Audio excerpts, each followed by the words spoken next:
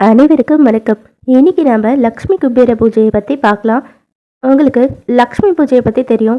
லக்ஷ்மி குபேர பூஜை உருவான கதையை பற்றி தெரியுமா? இந்த வீடியோவில் நம்ம லக்ஷ்மி குபேர பூஜை உருவான விதத்தை பார்க்கலாம். லக்ஷ்மி தேவி செல்வத்திற்கெல்லாம் அதிபதியாக இருக்காங்க. அவங்க மொத்தம் 8 தோற்றத்தில் இருக்காங்க.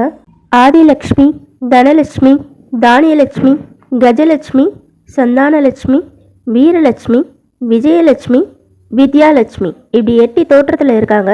செல்வன்றது பணம் மட்டும் இல்லை, கல்வி, வீரம், நீண்ட ஆயுள், ஆரோக்கியம், குடும்பம், நல்ல நண்பர்கள், இப்படி எல்லாமே சேர்ந்தது தான் செல்வம் அப்படிங்கிறத உணர்த்துற விதமாக 8 தோற்றத்தில் இருக்காங்க. சரி, இப்போது நம்ம குபேர பூஜை உருவான கதையை பார்க்கலாம். வேத காலத்தில் மகரிஷிகள் எல்லாம் பலவிதமான பூஜைகள், விரதம், அதை பற்றியெல்லாம் விவரிச்சுட்டு வந்துட்டுருக்காங்க. அந்த நேரத்தில் அங்கே வந்த நாரத மகரிஷி, கலியுகத்திலெல்லாம் செல்வம் இருந்தால் மட்டும்தான் நம்மளால் பூஜை செய்ய முடியும், அந்த செல்வத்தை பெறுறதுக்கு உகந்த நாள் தீபாவளி நாள் தான். அங்கேருந்து மகரிஷிலாம் அப்படி என்ன மகிமை இருக்குது அந்த நாளுக்கு, நம்ம ஏன் குபேர பூஜை செய்யணும்னு கேட்குறாங்க. நாரத முனிவர் குபேரரோட கதையை சொல்ல ஆரம்பிக்கிறாரு. குபேரன் தன்னோட செல்வத்தை எல்லாம் ராவணன் கிட்ட இழந்துடுறாரு.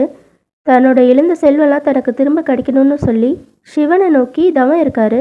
சிவபெருமானும் அவரோட தவ வலிமையை பார்த்துட்டு அவர் முன்னாடி தோன்றி, நான் உனக்கு வட திசையை பரிசாக கொடுக்குறேன், நிறைய செல்வத்தையும் கொடுக்குறேன்னு வரம் கொடுத்துட்டு போயிடுறாரு. குபேரனுக்கு செல்வம் கிடைச்சதும் ஒரு பயம் வருது. முற்காலத்தில் நடந்த மாதிரியே இப்போவும் நம்மளுக்கு ஏதாவது நஷ்டம் ஏற்பட்டுட்டா என்ன பண்ணுறது, இந்த பணத்தை எப்படி பாதுகாக்கிறதுன்னு யோசிச்சு லக்ஷ்மி தேவிக்கு பூஜை பண்ணுறாரு. லக்ஷ்மி தேவியும் அவர் பண்ண பூஜையை பார்த்துட்டு ரொம்பவே சந்தோஷப்பட்டு சங்க நிதி, பதும நிதி போன்ற நவ நிதிகளை வரமாக தராங்க. அது மட்டும் இல்லாமல் குபேரர்கிட்ட என்ன சொல்கிறாங்கன்னா, உன்னோட பூஜையில் நான் ரொம்பவே மகிழ்ச்சி ஆயிட்டேன், என்னை பூஜை பண்ணிவிட்டு உன்னை பூஜை பண்ணுறவங்களுக்கு நீ வற்றாத செல்வத்தை கொடு அப்படின்னு சொல்லி ஒரு வரத்தை கொடுக்குறாங்க.